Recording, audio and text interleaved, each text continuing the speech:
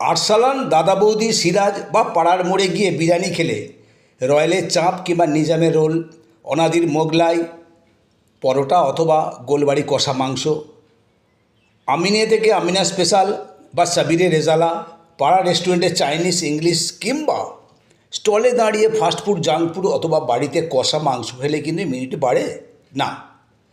অতিরিক্ত প্রোটিন গ্রহণ করলে যেমন লিভার ও কিডনির সম্ভাবনা বাড়ে সমস্যা, ঠিক তেমনই তেল মশলা বেশি খেলে খাদ্যনালীতে ময়লা জমে হজমের সমস্যা ও কোষ্ঠবদ্ধতা বাড়ে এবং লিভারে ফ্যাটও বাড়ে।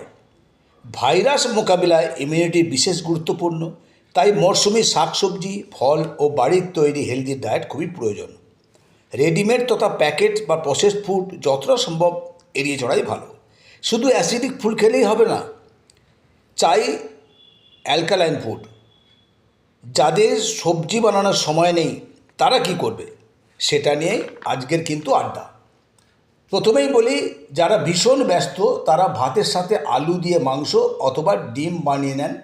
এটাই বাঙালিদের কাছে শর্টকাট রান্না, খাওয়াটা মুখরোচক হয়।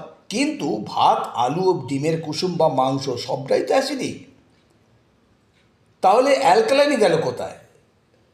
We need alkaline 5 Times of acidic food to maintain healthy body.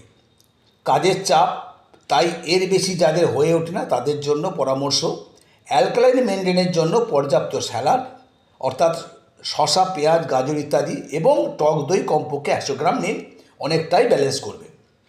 যারা বাড়িতে থাকেন অথচ বাচ্চা, রোগী বা অন্য কিছু নিয়ে ব্যস্ত থাকেন তাদের জন্য পরামর্শ, অ্যালকালাইন মেনটেনের জন্য শাকসবজি কীভাবে খাবেন সেটাই বলবো। ডাল বা খিচুড়িতে সরাসরি শাকসবজি দেবেন। এবার বলি, বাঙালির মাছ ভাত খুবই প্রিয়।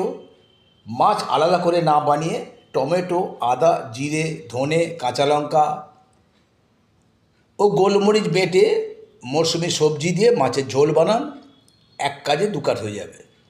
ভাতের সাথে সবজি দিয়ে সিদ্ধ করে নিন, সেটা প্রথম পাতে সাদা ভর্তা করে নিন, দ্যাট উইল বি হেলদি। সপ্তাহে একদিন বা রবিবার ছেলে মেয়েদের মাংস ছাড়া ভাত ওঠে না, সেখানেও সবজি ব্যবহার করুন। মাংস কষে নিয়ে প্রেসারে দেওয়ার সময় পেঁপে, গাজর, টমেটো, ক্যাপসিকাম এবং মরশুমে যে কোনো একটা সবজি দিন। ঝোলের সাথে সিদ্ধ হয়ে ওটা খুবই সুস্বাদু হয়ে উঠবে, সবাই খাবে। ডিমের ক্ষেত্রেও এই একই থিওরি। এছাড়াও নিয়মিত স্যালাড, পাতিলেবু ও টক দই খাওয়ার অভ্যেস করুন। আশা করি এগুলো মেনটেন করতে পারলে, অ্যালকালাইনটা মেনটেন করলে নিশ্চয়ই সুস্থ থাকবেন। আপনার কষ্টার্জিত অর্থ ভেলোর, ব্যাঙ্গালোর বা চেন্নাইয়ে গিয়ে দিয়ে আসতে হবে না। আজকে বিরিয়ানি, কষা মাংস, তার সাথে ইমিউনিটি, এই প্রসঙ্গটা এখানেই শেষ করছি। আবার একদিন নিয়ে আলোচনা হবে। চ্যানেলটা সাবস্ক্রাইব করে আমাদের সঙ্গে থাকুন, প্রতিটা পদে থাকুন, প্রতিটা পর্বে থাকুন, দেখতে থাকুন এবং শুনতে থাকুন। আপনাদের সকলের সুস্থতা কামনা করে এখানেই শেষ করছি। ভালো থাকবেন, সুস্থ থাকবেন।